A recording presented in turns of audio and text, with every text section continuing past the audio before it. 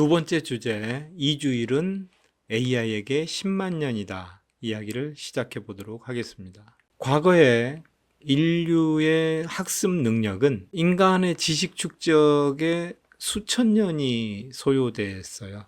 우리가 불과 비행기가 하늘을 날아다니기 시작한 지가 120년? 뭐 그 정도 된 것 같고요. 자동차 역시 마찬가지죠. 그만큼 우리한테 인간이 이렇게 과학적으로 이렇게 발전하기 시작한 것은 최근인 것 같아요. 굉장히 최근이죠. 그 이전에 인간이 뭐 10만 년의 역사를 갖고 있다고 그러는데 실제로 10만 년 동안 뭘 했는지 최근 100년, 200년 사이에 일어난 일들이 훨씬 더 많은 것 같아요. 그리고 지금 현재는 AI하고 빅데이터로 단시간에 아주 방대한 정보를 학습을 해서 아마 이제 과학의 발전 가속도가 훨씬 더 빨라지지 않았나 이렇게 생각을 하고요. 앞으로 미래는 다가오는 미래는 이제는 인간이 주도하는 것이 아니라 AI가 자기 개선을 하는 능력들을 갖게 될 것이고 그렇게 되면 기하급수적으로 아마 발전할 것이다. 그렇게 예상을 하고 있습니다. 우리가 2016년 3월 달에 알파고하고 이세돌 구단 간의 대결이 있었죠. 인류 최강 이세돌 구단을 알파고가 어떻게 이겼습니까? 4대1로 이겼죠. 이기면서 정말 바둑계의 판도 변화가 생겼어요. 그 전까지만 해도 뭐 체스라든가 장기라든가 이런 거는 진작에 AI가 인간을 뛰어넘고 있었고, 다만 이제 바둑만은 그래도 인간의 영역이다라고 이렇게 했었는데, 인간이 이 인공지능을 상대로 거둔 최초의 1승이자 마지막 1승이 이세돌 구단이 이긴 1승인 것 같아요. 그러면서 인간의 한계를 이제 우리가 실감을 하게 되죠. 그래서 AI의 이제 놀라운 전략 또는 계산 능력 이런 것이 입증이 됐어요.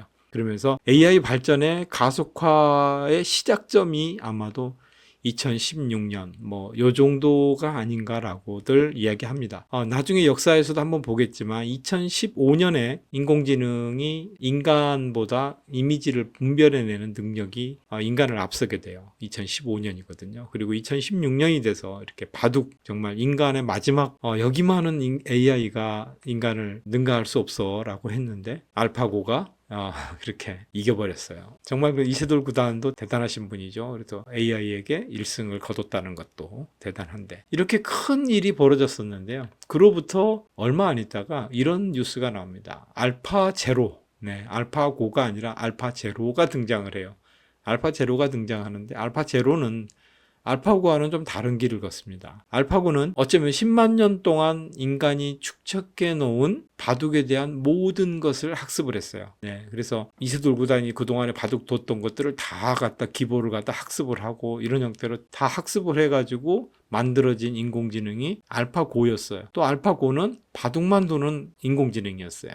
근데 알파 제로는 뭐냐면 그냥 범용 인공지능이었어요.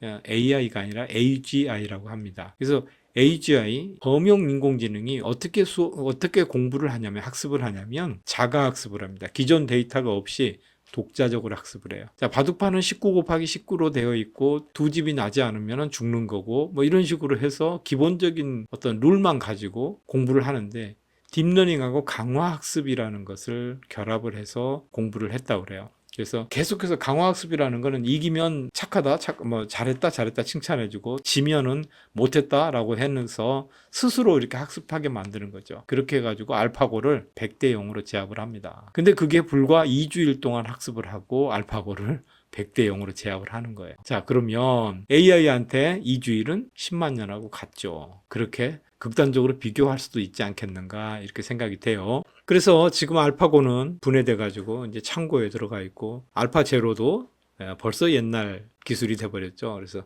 최근에는 더 좋은 뭐 구글에서 나오는 제미나이 같은 그런 이제 우수 모델들이 나오고 있고 예전에는 이렇게 바둑만 두고 장기만 두고 인공지능들이 있었다면 지금은 LLM 모델, 라지 랭귀지 모델이라고 하죠. 그래서 이제 거대 언어 모델이죠. 그래서 인간하고 대화가 가능한 정도의 그런 그 인공지능들이 많이 나오고 있습니다. 그래서 지금은 이제 단순한 이런 인공지능의 시대가 아니라 이 범용 인공지능의 시대가 이미 오고 있다 이렇게 보고 있습니다. 이러한 이 배경에는 우리가 딥러닝하고 이제 강화학습이라는 것들이 있어요. 그래서 신경망 구조, 인간의 뇌를 모방한 복잡한 네트워크, 이게 1950년대에 인간의 뇌를 한번 모델링 해가지고 인간의 뇌하고 비슷한 인공뇌를 만들어 보면 어떨까.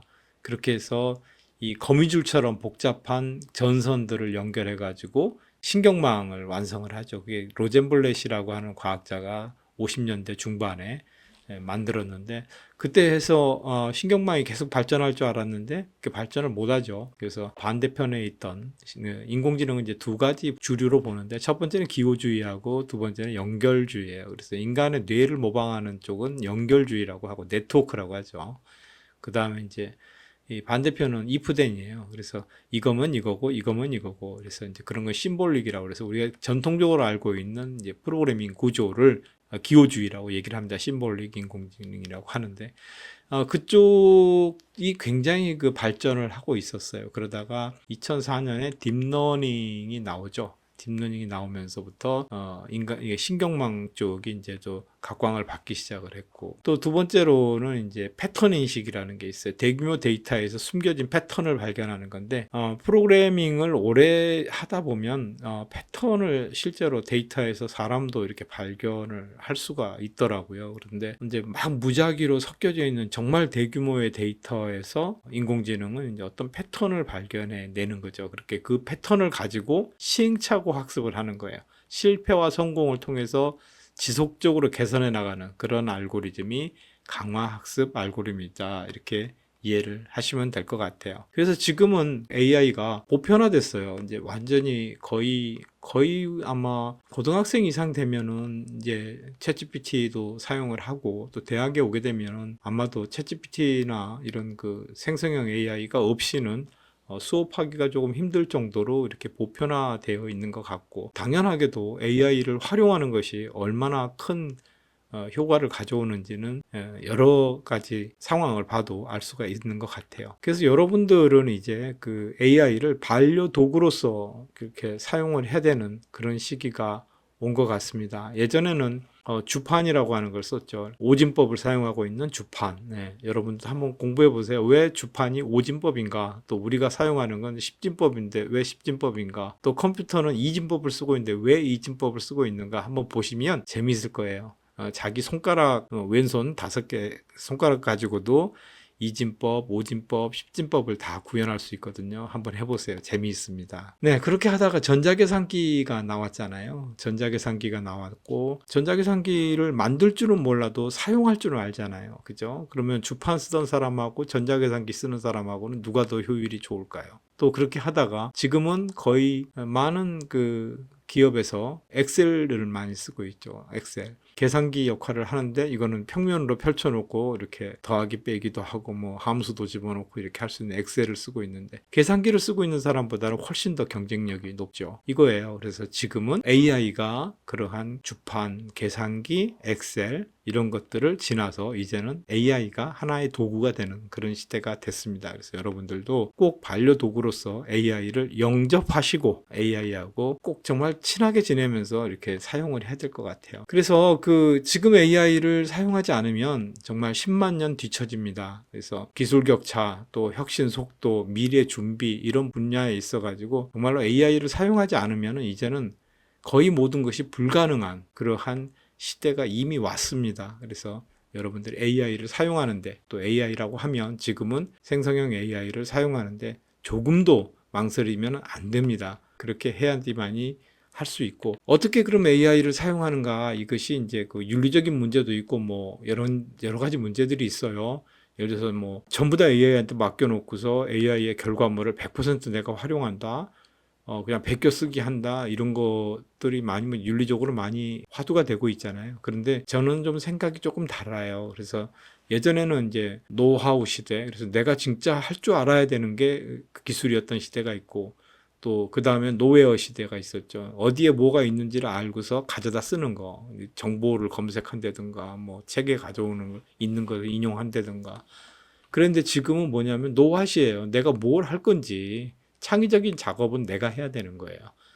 그렇게 하고 생성형 AI를 활용해서 코드라든가 문장이라든가 이런 것들을 생성하도록 만드는 거예요. AI를 사용하는 것이고, 또 그렇게 생성된 AI의 결과물을 평가하는 겁니다. 내가 평가해서 이 부분은 내가 좀 더 고쳐야 되겠다든가, 그렇게 했을 때 그걸 피드백해 가지고 다시 또 생성형 AI한테 생성을 다시 하게끔 하는, 이러한 방법으로 사용을 하는 거예요. 그래서 AI를 직접 만들지는 몰라도 AI를 활용할 줄 아는 거, 그것이 바로 우리가 계산기를 사용했고 엑셀을 사용했듯이 AI를 사용하는 거죠.